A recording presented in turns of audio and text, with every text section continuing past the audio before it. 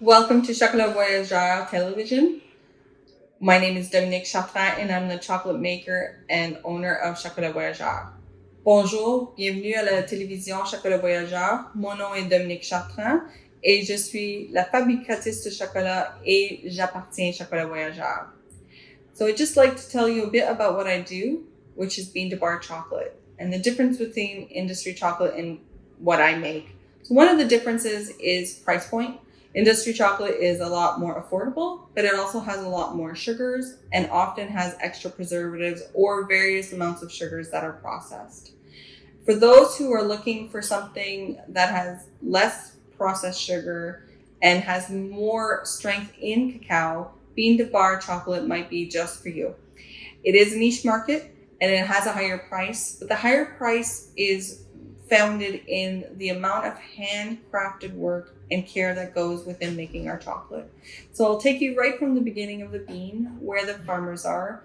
Chocolate is grown about north and south of the equator. It needs often a very and humid and dry, as well as rainy and temperate climate. It needs to often be protected by overcrops, so it's an undercrop.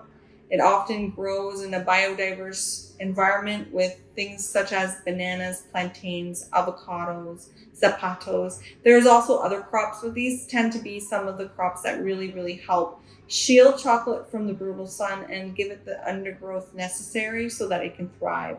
Chocolate is very particular. From the beginning of the bean, the Theobroma tree is grown in plantations and farms, but also in the wild on mountainsides. So we also you get to often describe and explore the environment when you're doing cacao farming. The cacao tree, which is Theobroma, has usually about 40 to 60 pods on it. Each pod has about 60 seeds. Inside the pod, there's a fruit called mucilage, which is white, and it often tastes like lychee and kiwi fruit. So the tree pods actually mature at all different times. There's usually 2 cultivations in the year, one in the fall and one in the spring. And the farmers actually have to go to the tree multiple times because they don't all mature at the same time, and they're actually cut down with a machete. With machete, they're then transported to where the processing is done and often cracked open on a stone or other implements to open the fruit and release the beans. The beans and often the mucilage are put in wooden or clay boxes to ferment. The fermentation process of the sugar in these boxes help to actually release the flavor and the beneficial elements of cacao.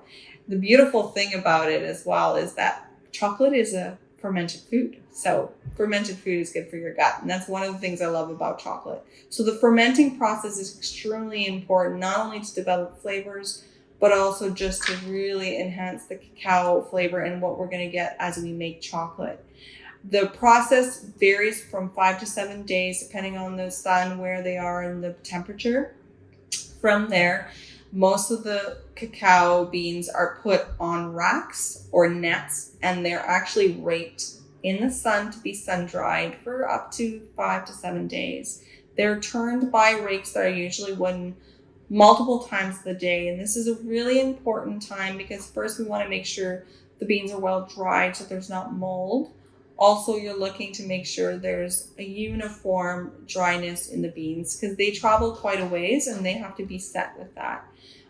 Some parts still do fire drying, but most of people now with beans do the sun.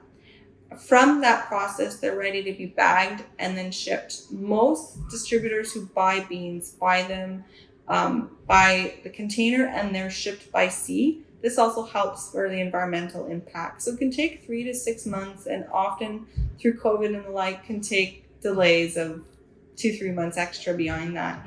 When we get them from the distributor, they're shipped to here at Chocolat Voyageur kitchen, and then I start by sorting them.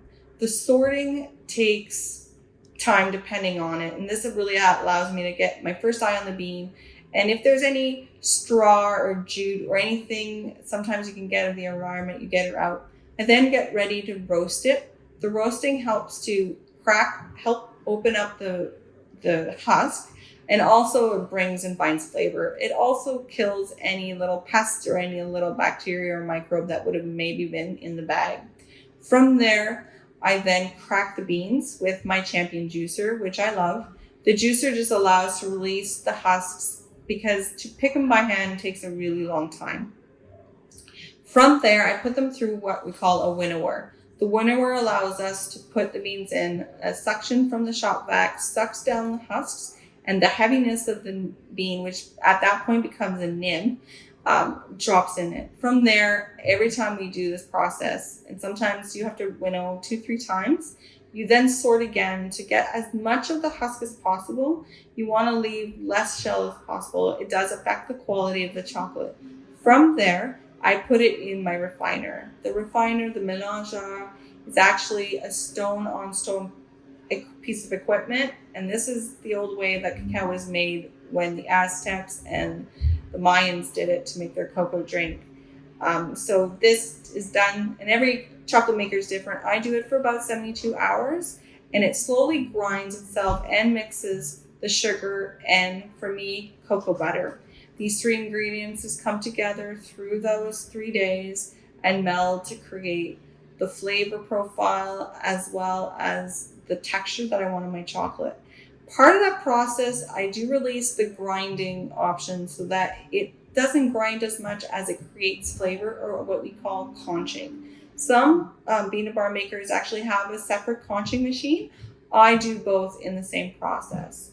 After that, I usually rest my chocolate. I'll take it out of the refiner and I put it in a big bin. This bin will age. I try to age it at least a month and up to 6 to 7 months, depending on how far I am in building my chocolate. Sometimes I use it right away.